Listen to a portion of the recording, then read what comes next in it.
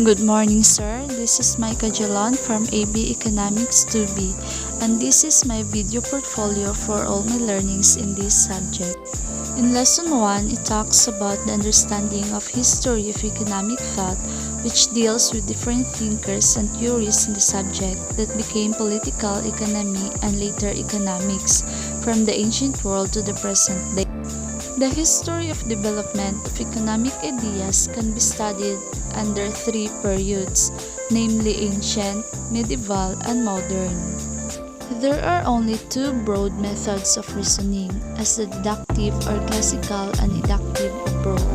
Deductive classical approach can work from the more general to the more specific, and sometimes this is informally called a top-down approach. While inductive reasoning approach works the other way, moving from specific observations to broader generalizations and theories, and informally they sometimes called it as bottom-up. These are the components of scientific method. First is model. It is a theoretical conduct representing economic process by a set of variables. Theory. It is a starting point but also the result of doing science. Principles. It is generally accepted and verified fundamentals law of nature. Worldview. It contains fundamental and unverifiable axioms, belief, and values about how the world works. Hypothesis is reasonable proposition about the workings of the world. Verification. It gives rise to the fifth and last part of the scientific method. In Module 1, we are tasked to do an activity entitled Scientific Method in Developing Economic Theories, and I learned that it was very important since it provides an objective, standardized approach to conducting experiments, and in doing so improves the results. Ancient of economic thought. It refers from ideas from people before Middle Ages, and there was key points of Hebrew economic thought. First, interest, just price, labor and wages, agriculture, seventh and jubilee year, money, Sabbath, property, trade, and tax. In part 2, it talks about understanding the Greek economic ideas. And there was Plato 4-7 to 347 BC. He was a Greek philosopher who was born in Athens in an aristocratic family. He taught mathematics and philosophy in the first Greek school of philosophy. Plato has 5 types of government. First, aristocracy, democracy, oligarchy, democracy, and the last one is tyranny. In part 3 talks about Aristotelian economics, and it has 5 ground for peace. Progress, peace, where equal wages for work does not follow. Practice, pleasure, and philanthropy. In Lesson 4, it talks about medieval economic thought. It talks about the two themes that describe the medieval environment, which is the choice and balance. Choice because medieval economic was above all a matter of ethics rather than description or prediction. And balance because Aristotle's idea of virtue is a mean between extremes provided an analytical model. It was also tackled here a mercantilism or commercialism. It is defined as a system, a policy or an initiative or strategy or an economic theory and practice. Mercantilism is a simplest form of Bolionism, but mercantilist writers have emphasized the circulation of money and reject hoarding. And Bolionism is an economic theory that defines wealth by the amount of precious metals owned.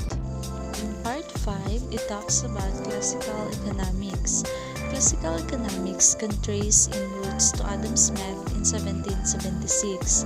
In The Wealth of Nations, Adam Smith presented a comprehensive analysis of economic phenomena based on the notions of 3 markets and actions. Classical economics is based on 3 key assumptions, and these are flexible price, Say's law, and saving investment equality. For price flexibility, it means that markets are able to adjust and efficiently to equilibrium. For says law, it states that supply creates its own demand and means that enough income is generated by production to purchase that resulting production. For saving investment equality, it ensures that any income leaked from consumption into saving is replaced by an equal amount of investment. In Lesson 2, it talks about Marxist political economy. Marxism. It is a system of economic, social, and political philosophy based on ideas that view social change in terms of economic factors. In Part 6, we talk about David Hume.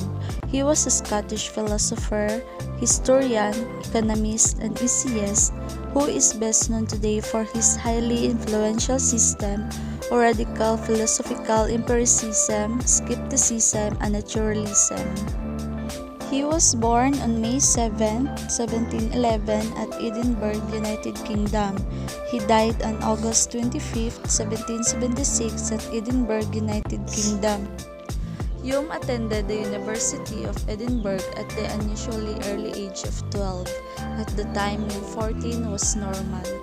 David Hume has contributions to economic thought. First is private property, inflation, and foreign trade. In Part 7, it talks about David Ricardo. He was a British political economist. He was one of the most influential of the classical economists, along with Thomas Malthus, Adam Smith, and James Mill. He was born on April 18, 1772 in London, United Kingdom. He died on September 11, 1823 at Gloucestershire, United Kingdom. He was the third of 17 children in a Sephardic Jewish family. Law of Rent. Ricardo formulated the law of rent around 1809. It was the first clear exposition of the source and magnitude of land rents. Robert Malthus was born on February 13, 1766 at Westcott, United Kingdom, and died on December 29, 1834 at Bath, United Kingdom.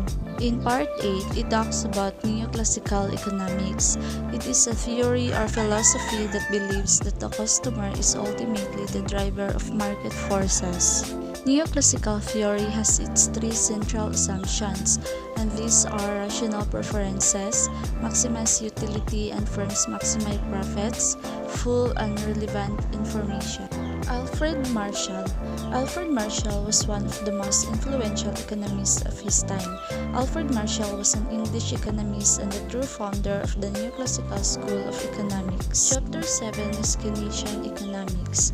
John Maynard Keynes was born on June 5, 1883 at Cambridge, England. He died on April 21, 1946 at Firle, Sussex. There are three main metrics that government should closely monitor. First is interest rate, tax rate, and social progress.